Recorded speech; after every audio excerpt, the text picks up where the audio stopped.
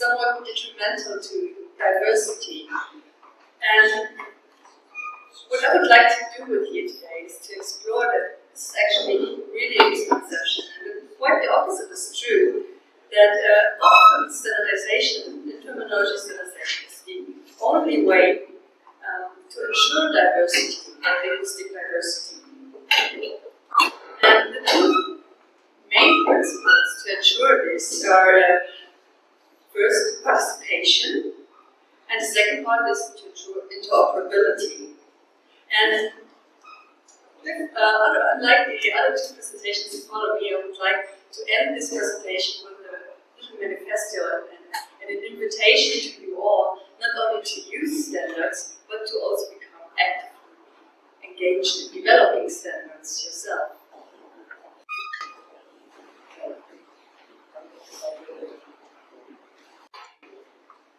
I will try to be rather brief, so to allow enough time for my colleagues with their presentations. But what I'm going to try to achieve with this presentation is to answer the 4 questions. What is standardization or terminology standardization? Why is it important to all of us? Who standardizes terminology and how is standardization done?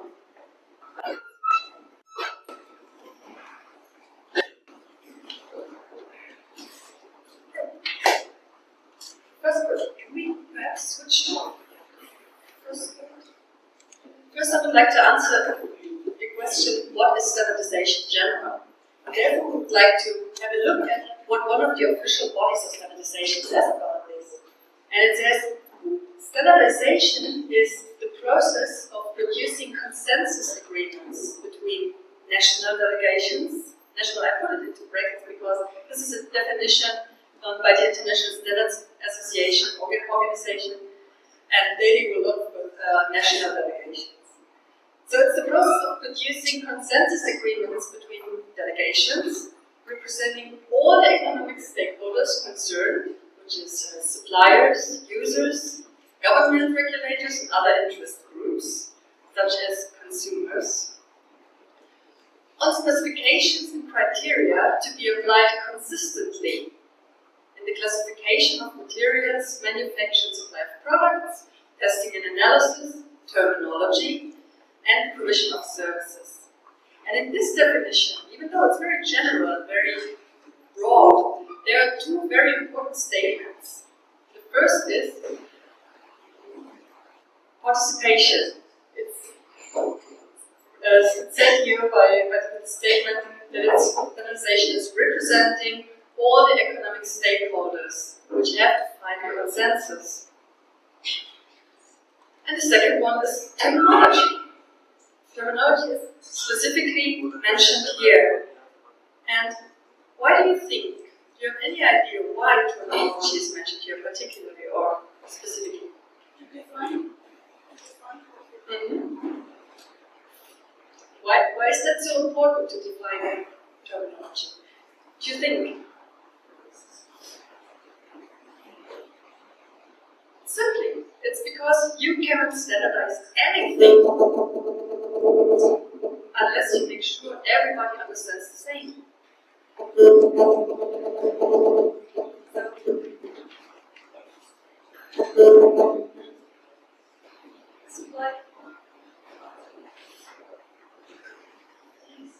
Hello? Okay.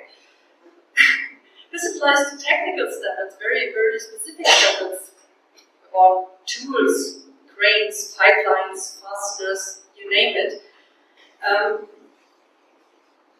It has to be defined, as you said.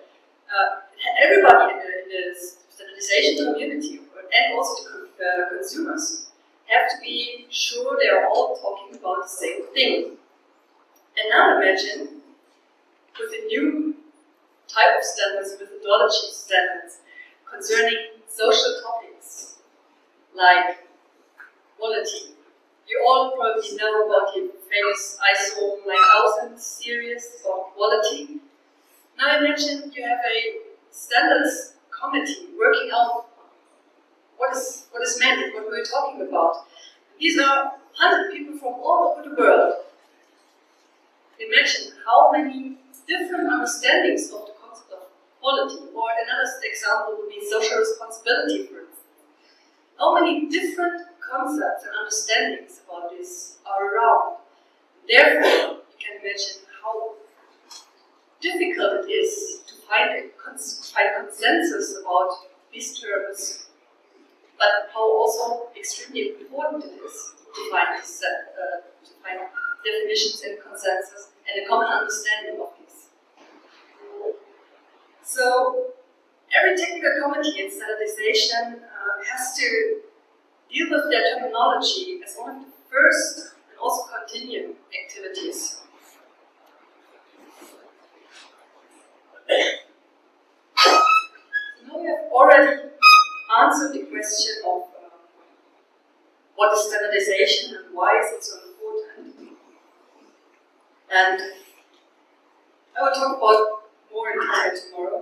But we have seen now that international standards provide a reference framework or a common technological language between suppliers and suppliers and their customers, which will facilitate trade and the transfer of technology. And the result of this process is then the standard. And the terminology standards, as we have seen, is a very fundamental standard. Its purpose is to support the work of the other committees by providing them with the terminology to draft linguistically and conceptually consistent standards and documents. And therefore, all committees must work collaboratively. Here's again our sentence. You cannot standardize anything unless you make sure everybody understands the same. In terminology standardization, we have to make a distinction between technical standards and terminology standards. A terminology standard is an agreement as to which technical terms will be used in the standard. And it specifies the characteristics by which selected terms are to be understood in every domain, every subject field.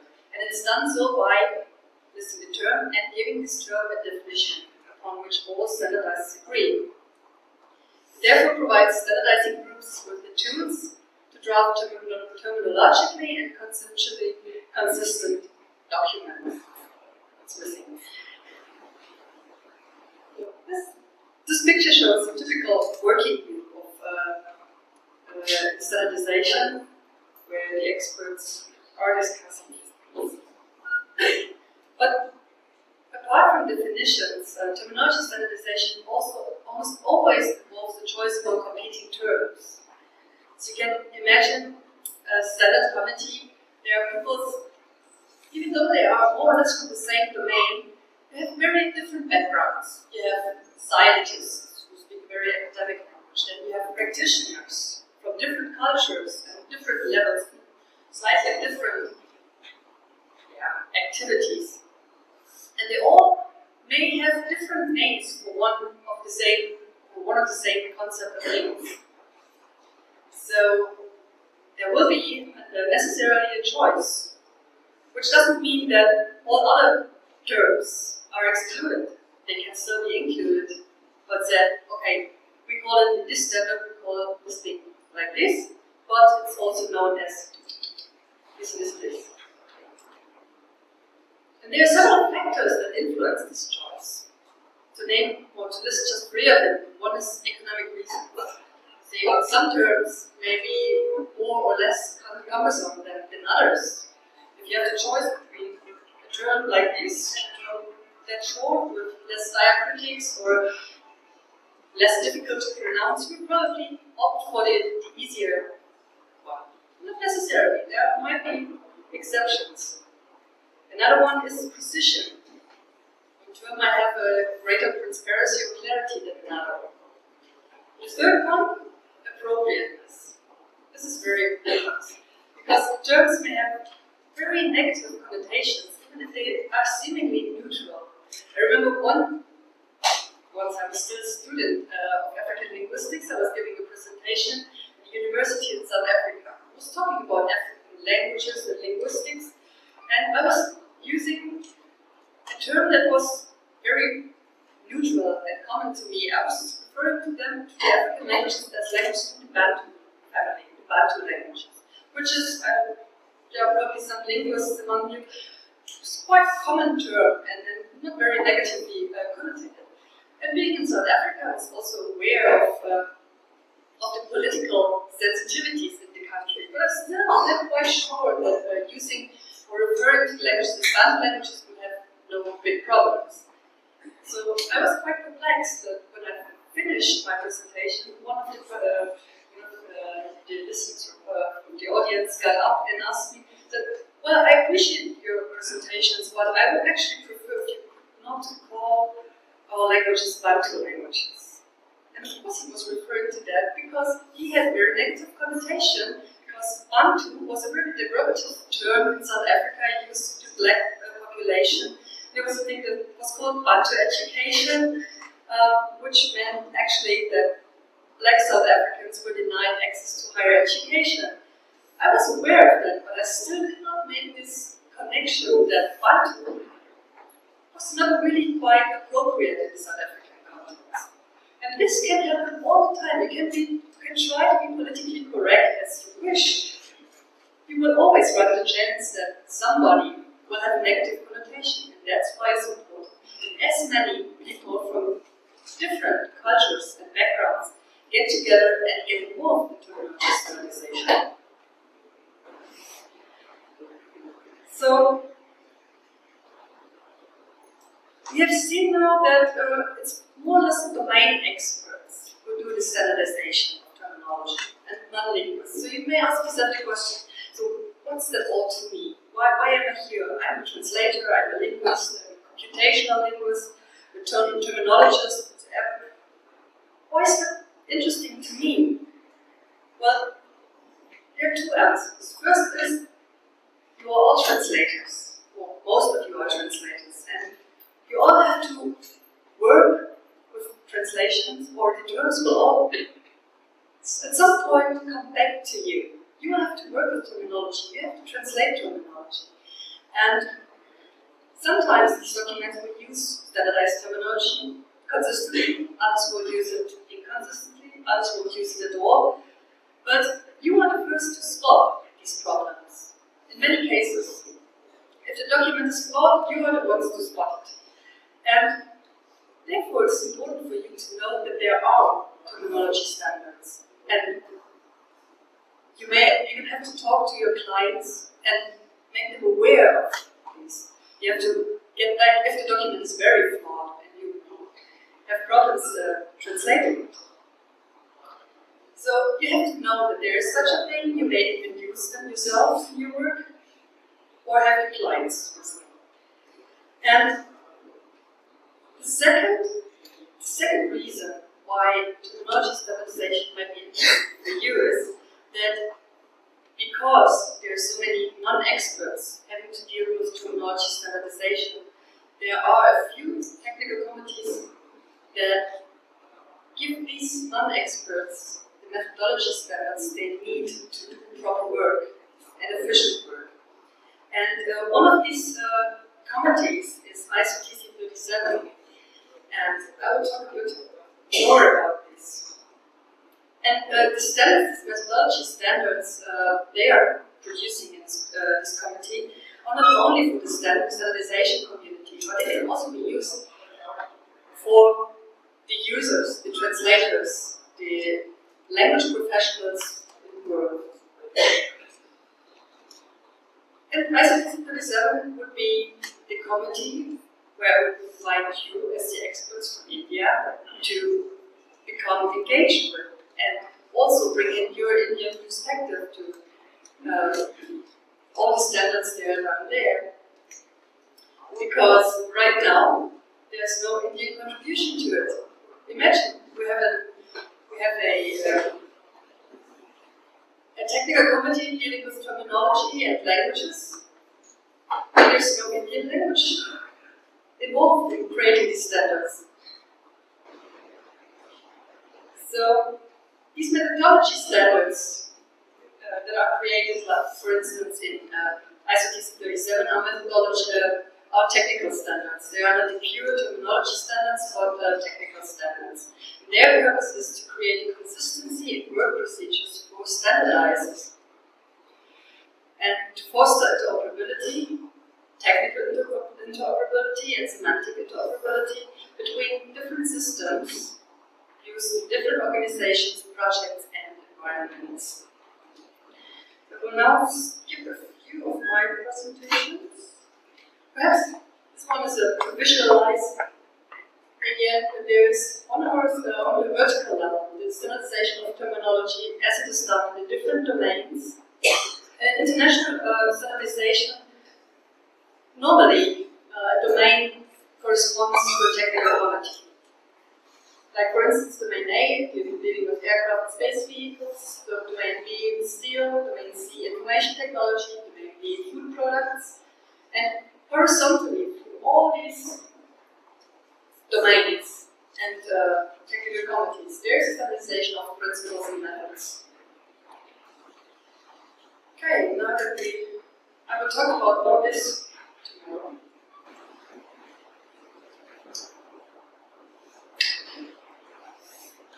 One other important message that I must not forget to tell you: standards are often perceived as being forced upon someone, which is also a misconception because the standards generally are voluntary. They are, of course, widely used, but it's not because they have to, but because they guarantee interconnectivity and interoperability, not because they are binding. There are, of course, exceptions, because a standard can always be incorporated into national law, and then it becomes a law, and then binding. But now, finally, for concluding, I will say a few more things about ISO TC37 committee I've referred to before. It's called Terminology and Other Language and Content Resources. And maybe you know that terminology for the committees are numbered chronologically. So every new committee gets a subsequent number. And the smaller the number, the earlier it was established. And one can say that by the time that ISO was created, there was already about 50 technical committees working. So terminology, as it was then called, was only terminology, was actually already one of the first technical committees ISO was concerned with. In later years, the scope and title of the committee has been expanded to reaction of the increasing demands and needs of the information society. So now it's not only with terminology, but also with other language and content resources. ISO TC37 has 4 subcommittees to structure the work. The first subcommittee 1, or ST1, is called Principles and Methods of Terminology and Other Language and Content Resources. Subcommittee 2 deals with terminographical and lexicographical working methods. Subcommittee 3 works with systems to manage terminology, knowledge and content. And subcommittee 4, language resource management. This is particularly computational linguistics, speech recognition, human language technology. 3.9, the language codes. You probably all had to deal with language codes at some stage. You probably know the 2-letter code and the 3-letter code. There are a total of six standards right now, some dealing with language families and so on. Another standard that is currently, or quite recently, started is the parameters to be considered when starting a translation project. This is also the subject where most of you translators could contribute your Indian perspective. Another one, I don't know how many, or if there are any lexicographers or publishers among us, but another topic that falls under the ISO TC37 scope is the lexicographical production and marketing. Then another recent standard is interpreting or interpretation process. And there you see that even in the standardization community, there is so far no consensus on whether to use interpreting or interpretation. As there are American English experts in the working group who all have a different opinion about this. So at the moment it's called interpretation process. And there was the first one dealing with community interpretation. Subcommittee 3 dealing with systems to manage terminology, knowledge and content, and two of their standards are, for instance, the internationalization and concept-related aspects of classification systems, or the design, implementation and maintenance of terminology management systems. Also something where we have so far no new contribution. The last one is from Subcommittee 4, the language resource management, dealing with word segmentation of words and texts for monolingual, multilingual information processing. And part 2 shows that there is a lot of, or a strong contribution of the East Asian community here. So we have a special part of it dealing with word segmentation for Chinese, Japanese, Korean. So, if you are interested, then you may ask the question, can I get involved, and how? How do I start with it? And the answer is, yes, everybody can get involved in international standardization. However, there's always a but, there are certain preconditions that have to be met. You cannot, as an individual, just register at ISO and say, okay, I'm an expert from India, I want to get involved. You have to get organized. We have, I don't know if I mentioned that standardization is mostly done via national standards bodies. I will talk about this more tomorrow. It's mainly done via national standards committees or liaison organizations. So in any case, you will have to get organized in a way. You will have to establish a national bureau committee to ISO 537 or liaison via an international organization. The next steps would be to find more information about the work program if that's interesting, if something is desperately missing in the program, which you as Indians feel is absolutely necessary. Then would be to contact your National Standards Institute, BIS. Or if you feel like, I would want to do that without support, you can always contact ISO 37 to get moral and practical support to start Indian contribution. All the presentations will be made available online or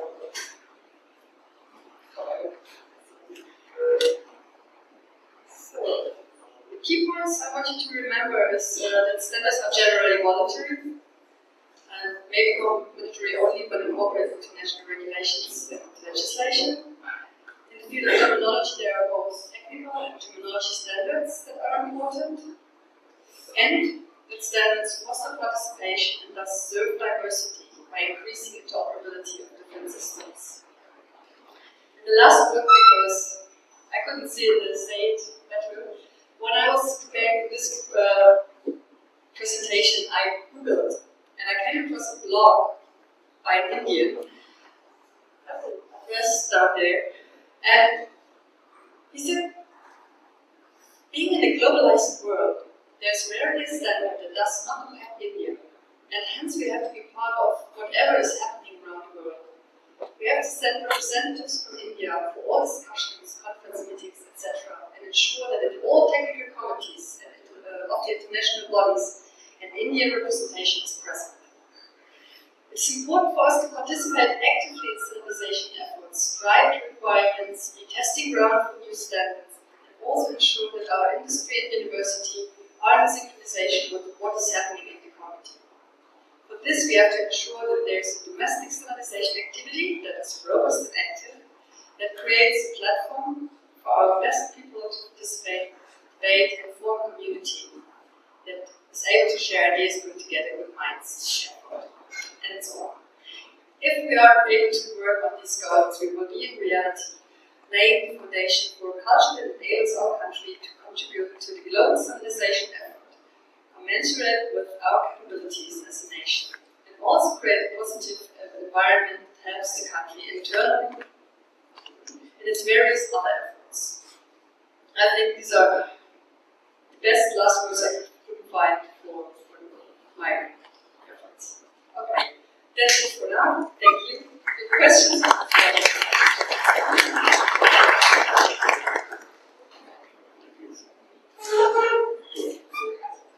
If you don't have questions, I will. You have questions? All the different methodology standardized terminologies. Your slide. Methodology standard and terminology standard. A pure terminology standard would be one that has listed all the terms and definitions, and possibly in different languages as well. It's a pure terminology standard. You have the term and the definition, and the methodology standard would be, for instance, the method how to create database, the method how to design a terminology management system, or an exchange format like TX. Thank you.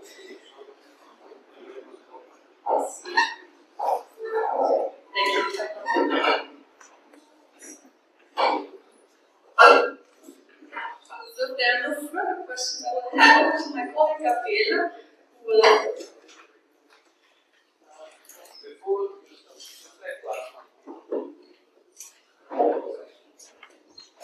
Languages, but I'm not sure whether you have seen the standardization job which is being done in India. Because we have got a commission. Yes. That is a scientific and technology commission for India. And a very, very good commission is there. And they have also standardized the terms in Hindi to begin with. And that's what I found the parameters which you have laid down right here. They have also followed those standards only. But I'm not sure whether your study includes the work being done in Indian languages or not. Well, I was focusing here only on what's going on in the international standardization. Obviously, I'm aware that the British Institute for Standardization, for instance, is very much involved in a lot of standardization activities. However, it's not involved at all in the language and terminology standardization. But this would be something where the Institute could contribute very, very well. One more point of like the last few years I'm working with Microsoft, the language consultant. And in this process, what we have done to start with, because I thought in a very big organization there are millions of words which are only used to be coined and then you say after the field of computational linguistics and other areas. There also we started the process on our own, how to standardize these things. Absolutely, yes. I think it's very good and helpful to each other because we can also get to know how we can standardize things. And we can also understand what we are doing. They can have a bridge between. Very much so. While ISO has only 3 official languages, which are English, French, and Russian, even though Russian is very hardly used, but predominantly English and French are used in ISO. But for the national standardization, Hindi, official language Hindi would be very interesting to be involved in standardization at the national level, and then the experiences from there also will feed into the international scene. Very important. Thank you very much. I have one question. When we are talking about ISO, currently we have noticed, that European Union has come out with their own standards. American, Translators Association and standardization agencies have brought out their own standards. Similarly, Canadians are doing the same. Chinese are also doing the same. Japanese are also doing the same. Probably India may also do the same. So, where you find, harmonization of all their concerted efforts towards making, universal acceptance, so that ISO, becomes a reality for everyone. Come again. Sorry. So, I'm sure if I understood correctly. my question is, with the fact that all these countries are having their specific standards in their own name, how you find ISO, in this situation?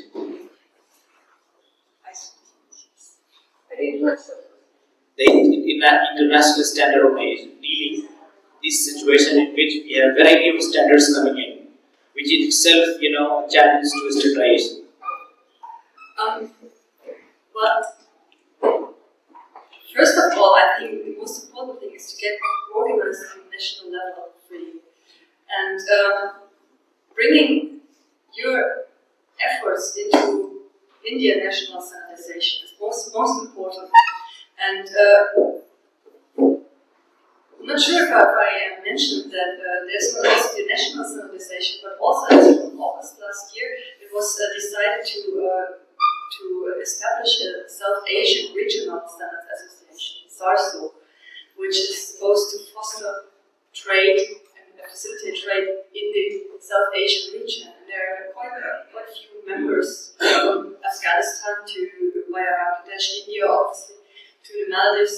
They're all getting together. So I find that these are the most important approaches, or first approaches to. So we understand that the process of standardization is in its nascent stage. In due course of time, when all the standards get in place, they will finally end up making it all international. Yes. Thank you.